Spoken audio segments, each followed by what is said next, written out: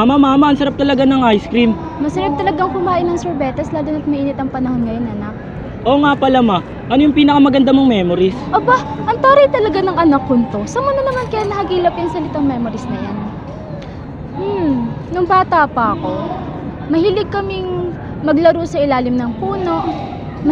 Mahilig din kaming maglaro ng tagu-taguan.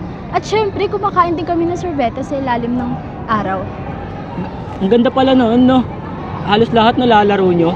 Ay, oo nga pala anak, buti pinaalala mo dahil uuwi na pala tayo. Tara na, maglilinis na pala ako ng bahay.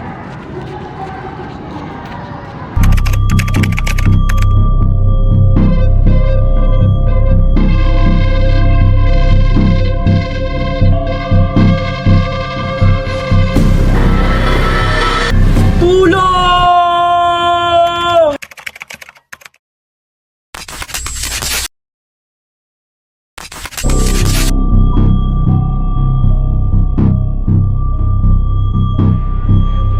Alam nyo ba bakit kayo pinapatawag dito? Bakit, boss? Marami tayong kliyente ngayon, kaya makinig kayo. Balita ko tumaas na yung bentahan ng mga bata ngayon. Kaya, kailangan natin humanap ng mga bata ngayon para mabenta natin. At saka, pag humanap kayo ng benta, kailangan ko mabilis. Ayoko nang tatamad-tamad. Sabihin mo na. Pero, boss, di mo ba alam yung balita? Ano yung balita? Dami na raw po nahuli na nakikidnap na tao. Baka matsyempohan tayo niyan, boss. Kaya nga gusto ko yung mag-ingat kayo eh. Gusto ko yung mag-ingat kayo. Ayoko yung napapahamak ang negosyo natin. Kasi kung ako yung nagpapatakbo ng negosyo natin, tapos gaganyan-ganyan kayo, habang ako nagpapatakbo, umalis na kayo. Sige, boss. Gagawin naman namin lahat. Yan ang gusto ko. Kaya, gawin nyo na yan.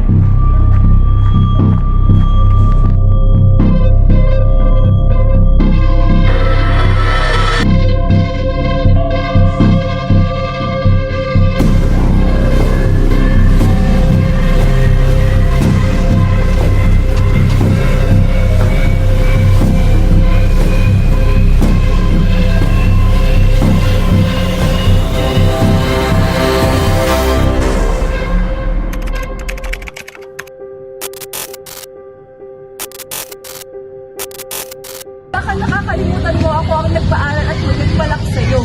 Wala ka kaya nung hindi kita kinugkog noon. Hindi mo ako kinupkop? Mama, huwag mo nga dalhin doon yung usapan.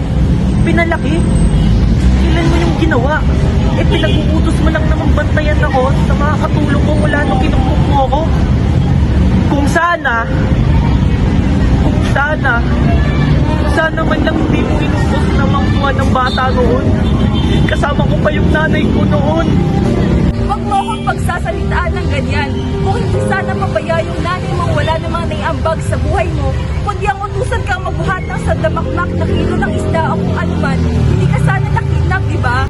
Huwag mo pagsasalitaan ng ganyan yung nanay ko dahil hindi mo siya kilala. Nasaan ang boses? Tandaan mo, nasa poder pa rin kita, kaya kahit anong gawin mo, kailangan mo pa rin sumunod sa akin. Ang hinihiling ko lang naman sa'yo, eh balik yung dati kong buhay. Yung masaya, yung kasama ko yung nanay ko. Hindi mo yan magagawa, Carlos. Wala ka namang alam sa mundo dyan sa labas.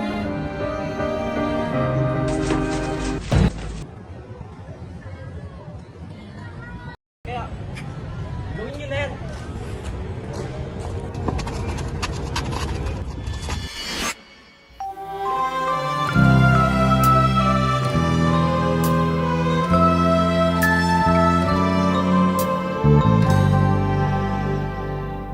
Huwag magtaka kung ako ay di na naghihintay sa anumang kapalit ng inalay kong pag-ibig. Kulang man ang iyong pagtingin. Nay, pasensya ko. Hindi po kita nakita, pasensya ko. Nay, totoo po talaga yan? Hindi kaya ng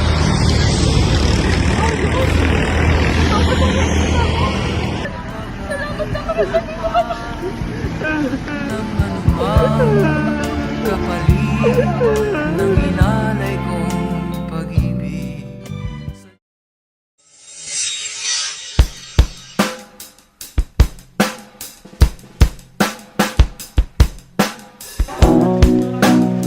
Basura na, basura. Basura na.